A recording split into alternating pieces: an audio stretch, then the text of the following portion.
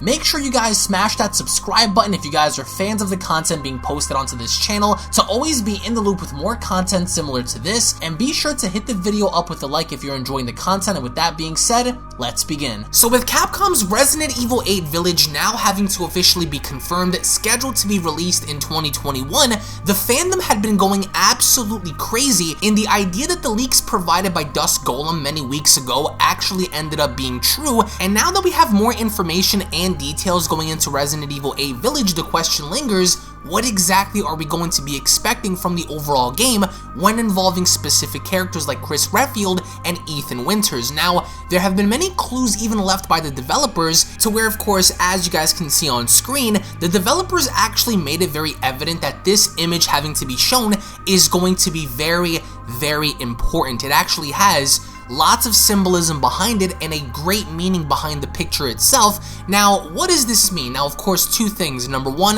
this is a cultic symbol. This, of course, belongs to the cult having to inhabit the village in Resident Evil 8. However, more importantly than anything else, the centerpiece of this image is that of a baby. Now, there have been lots of rumors going around as to why exactly Chris Redfield is on the hunt for Mia and Ethan and their baby, and one concept idea I had going into this trailer was the fact that maybe Chris Redfield wants to kill the baby, given the idea that Chris knows that the baby is deformed, and knowing the fact that there is something majorly wrong with the child, maybe Chris Redfield wanted to kill the baby because he knows that the cult was after it in order to use Ethan and Mia's baby as a sacrifice. Now, the game was also said many weeks ago to be one of the most brutal and one of the most gruesome Resident Evil games within the series thus far, so one really can't rule out the possibility that this cult, unlike what we've seen with Lord Sadler in Resident Evil 4 to where they wanted to infect Ashley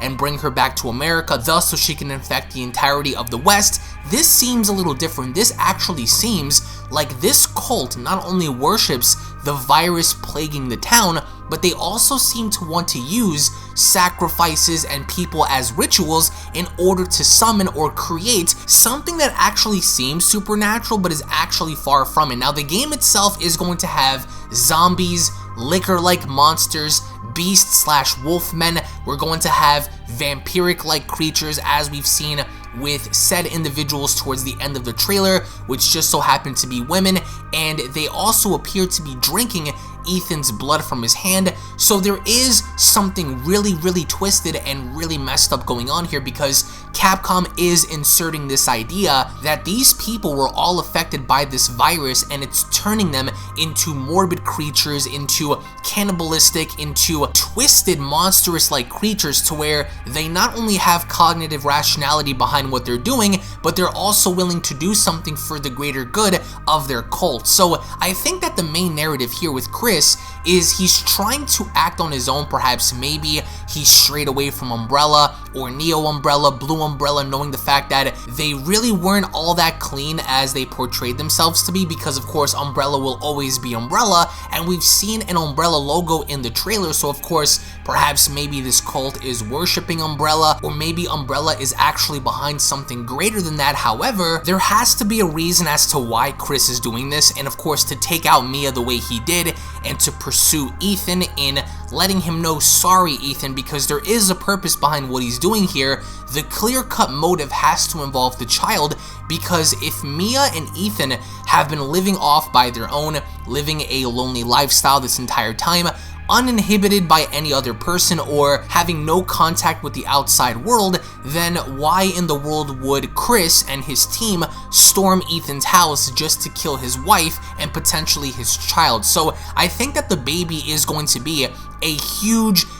part of this game, and the fact that perhaps maybe Ethan is on a mission to try and get his child back because the cult is trying to sacrifice the child, perhaps to either summon a demon or to do something even more horrifying than that, because the game is set to have very gruesome and very barbaric imagery in the game, unlike anything we've ever seen before, which is a good thing for a survival horror game. But even then, it really still begs the question as to what exactly Chris is doing, and towards the beginning of the trailer, it was said that his story will come to an end, or his story will come to a close, and his is actually the implication of not Ethan Winters, because this is where his story is going to be beginning, because Capcom actually decided to give Ethan Winters a personality within the game and allow people to at least gravitate towards him more in Resident Evil 8 than how they did in Resident Evil 7, but even then, if there is supposed to be a major plot twist involving Chris,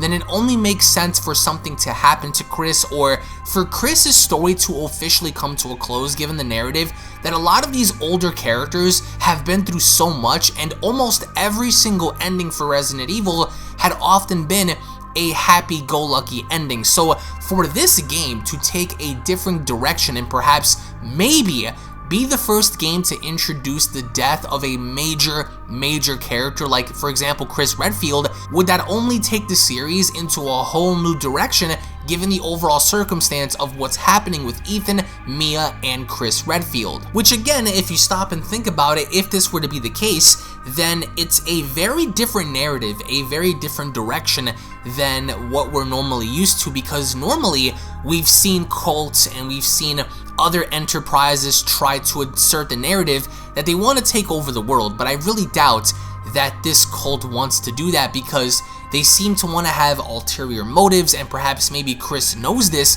so to prevent this, he needs to take out the baby, he needs to take out the family, that way the cult doesn't end up getting to Ethan, which we know they ultimately do, because he ends up being trapped somewhere in Europe, and the rumored location of all of this is actually said to be Romania, only because the leaked inventory was actually stated to have Romanian currency within the inventory box. So that's what's interesting about this, and if this actually ends up being true, then this is going to be an interesting concept going forward, in this idea that we're going to be traveling within the forest, within caves, within a village, within small towns, and within a massive castle to be dealing with possible vampires, beastmen, zombies, and the zombies are going to be another concept that I think a lot of people are looking forward to, only because we want to see how different they are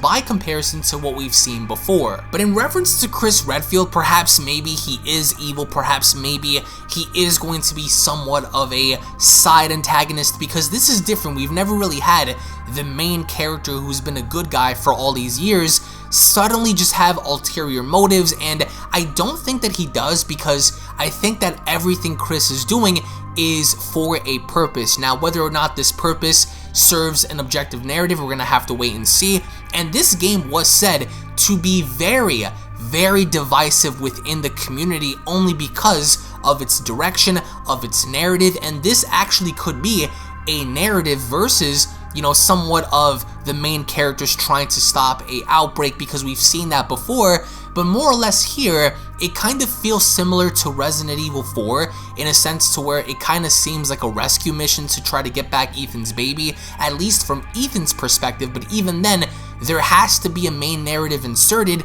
especially if the cult is after his child in trying to use that baby for said sacrifices. That's what makes the game potentially a little different. But by the end of all of this, I want to get your thoughts in the comment section below on if you guys believe that perhaps maybe Chris is after Ethan and Mia only because he knows that the cult is after them because they need the baby and they want to use the baby as a sacrifice. Do you guys believe that maybe Chris has ulterior motives? Perhaps maybe he's in on this for himself, or he just simply is getting fed up and tired of everything that's going on, so he's trying to act on his own in taking matters and circumstances into his own hands by having to do said things as to break into their house and attempt to kill them. What do you think is going on? I want to get your thoughts in the comment section below. Again, thank you all so much for watching. Thank you all so much for listening. If, of course, you guys are stoked, ready, and excited for Resident Evil Village, Resident Evil 8, then I do encourage you guys to smash that subscribe button, give this video a big thumbs up by slapping that like button down below if you guys are simply stoked, ready, and excited for this upcoming title, because